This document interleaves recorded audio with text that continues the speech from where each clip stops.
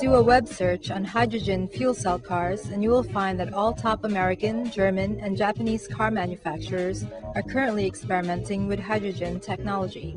These car manufacturers believe, and environmentalists agree, that hydrogen is the perfect alternative renewable fuel solution. Cars fueled by hydrogen leave no trace of pollution except for a bit of clean water vapor. Could this be the perfect solution? Perhaps, but this technology will require a huge multi-billion-dollar infrastructure change to make the switch to hydrogen fueling stations.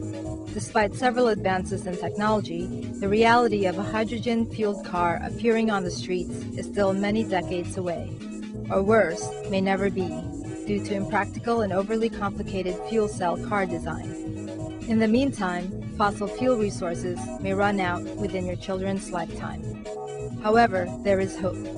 There is one hydrogen-powered car in the world that doesn't need a filling station.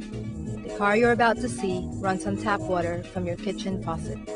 It was developed by Daniel Dingle, who invented and drove his first water-powered car over 30 years ago. This is his story.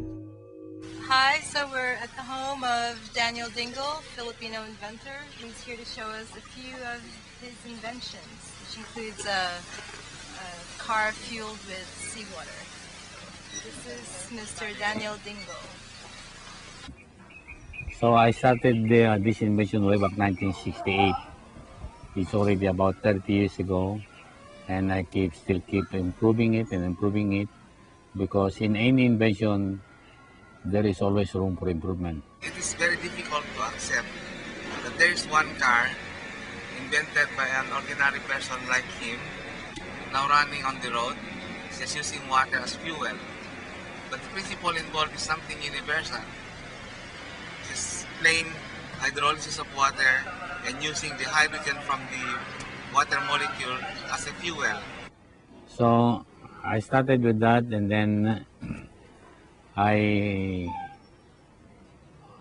what I did is I went to see the president, former President Marcos, and then explained my invention that could help our economy.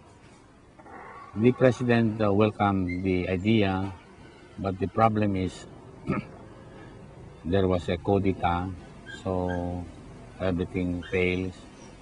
And then comes another president, to see the President Cory Aquino, and then as a matter of fact, he ride with the car with me. He was with me in the car, testing the car. And he said that this is the miracle I have been waiting for. But sad to say that after 2 weeks, I was able to know that the government is not in the position to help. It's not only a matter of scientific problem that we are confronted with. In fact, the issue becomes more political than anything else. Because under the agreement between the IMF and the World Bank, our country is under obligation by the IMF and the World Bank not to produce anything that will compete their product. And then, so the 40% oil tax, there will be no more revenue for the government. But I told him that, sir, it will prolong the life of the people because there will be no more pollution. So I keep working on it and then improving my invention, maybe thinking that one day, someday, maybe this invention will be used and it will help humanity. Now we go to the car.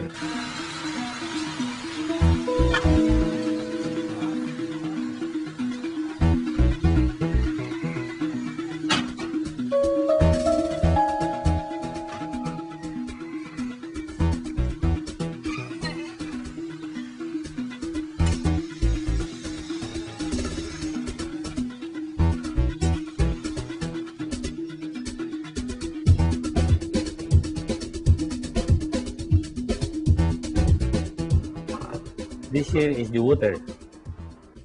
You need 1 liter of water to run for 1 hour. Yeah. You see this one here? Oh, there you go. You see, that is water. Okay? So when you put that one there, it's light.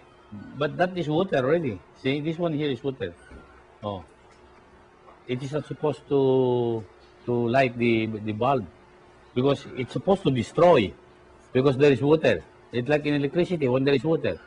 See that water here? You touch the water. There is no current, but there is a current in it. See, but there is light. Yeah, it's really hard. You see? Yeah. So you remove that. See, there is the water. That is the easiest way to split the water. Now here is the switch. You put the switch on here, using that battery. See, immediately hydrogen, oxygen is being produced. Oh. See, then the big balls there goes in here. It goes to the here, and then it goes direct to the combustion chamber. But there is a regulator here which regulates the hydrogen that is needed in the engine. See, and then the oxygen goes here. So when you start the engine, you remove this, the engine stops. Okay, now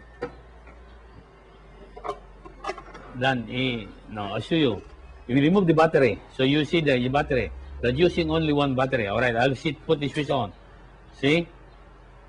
No lights without battery. And then you put the battery. Oh, you see. So there is already the splitting of hydrogen using only that small battery. I was able to split the water in very minimal current. That is the trade secret of the invention. You start the engine and start. See, you need about 4 to 5 turns before it runs because there is no fuel pump. It creates first hydrogen being sucked into the intake manifold. Since hydrogen is 14 times lighter than air, it goes immediately to the combustion chamber. So what you do here, you remove this one here. This is the fuel line. You remove this, the engine stops. You smell if there is fuel. If you, Is this water? yeah, no, you smell it. If there is gasoline. Oh. But it's not working. Oh, so you start. You see, without this, it won't start. Now you put this one here. So the water runs. No, they say that maybe there is gasoline hidden there. You cannot mix hydrogen with gasoline. You cannot mix hydrogen, gasoline with water. And then you see the idling is only about 600 RPM, and it's very smooth. How long have you had this car driving this? 4 years. When I bought this 4 years ago, then I test it.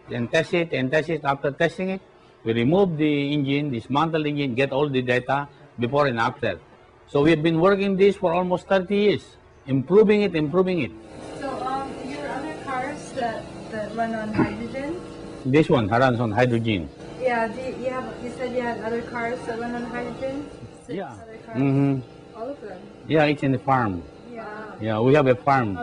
What's the oldest car that you've had running on hydrogen? No, we started from Chevrolet, then Buick, Pontiac, and then up to Mitsubishi, and then Toyota.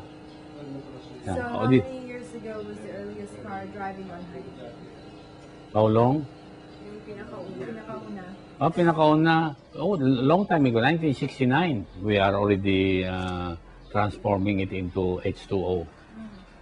So we got 100 of these already working in my farm. We plan to modify it to water, and then give it all to all countries who are interested to use it. So what they do, they run the engine, then they copy what is inside, then they can build it, they can modify it and improve it. And then we'll have a joint partnership. That is my idea. The world will have something to say about the Filipinos having had a very significant contribution for the progress of mankind and for protecting the environment especially. Well, some people are afraid to use a hydrogen car because they think it's a highly combustible engine. Yeah. Mr. Hydrogen from Switzerland came here, and what he asked me is, are you not afraid that hydrogen will explode? Like what you have seen, how the power of the explosion.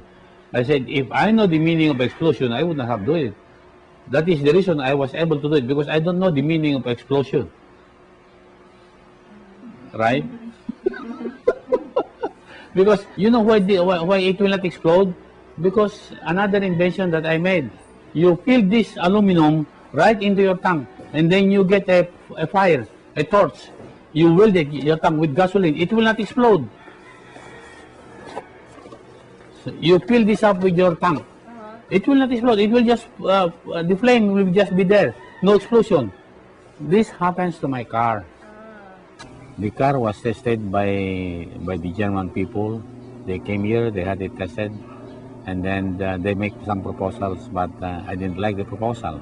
It is a one-sided proposal. Few, maybe about 10 big corporations from Japan came here. Then they have tested the car. But the way I look at it, they want to steal the technology of the invention, because the invention is so big that no person would like to share. So what I want is put up the income, or what I want to share is that I can get from all these inventions that will be produced by any other investors or interested investors. Put up a foundation for the Filipino people. That is my dream. Not directly to the government, but directly to the people. Hoping that maybe with the blessings of the good Lord, I can accomplish it if I still live. So I know that it's not so far away, but maybe it's just around the corner. Because the invention is there and it works. So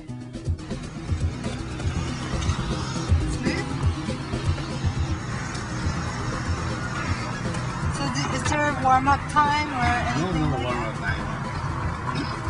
And this car is 4 years old, driving on water. Yeah.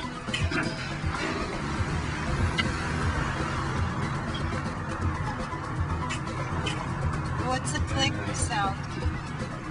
Is that something with the engine? Yeah, no, that is something to do with the production of more current, more electricity. When you're on the highway, you see the power. Yeah. And how much water is that? That's about 7 liters. And it's seawater, not mineral water, or? No, so much the better because ordinary water, like let's say tap water. The higher the salt content, the better, or? Yeah, the higher the salt, the better. Like producing heavy water from salt water, which is deuterium. So the Mississippi River would be too much for the full board to use. As you burn it, it goes into the atmosphere, converted back into water vapor, hydrogen, and oxygen. Water vapor, then the glass will form, then they condense, come back to earth again. For the longer time, we don't use it, the oil magnates become all the more happier. So their era is about to pass, but they have had their share of the wealth of the whole world already. This car is no mystery. It's something real.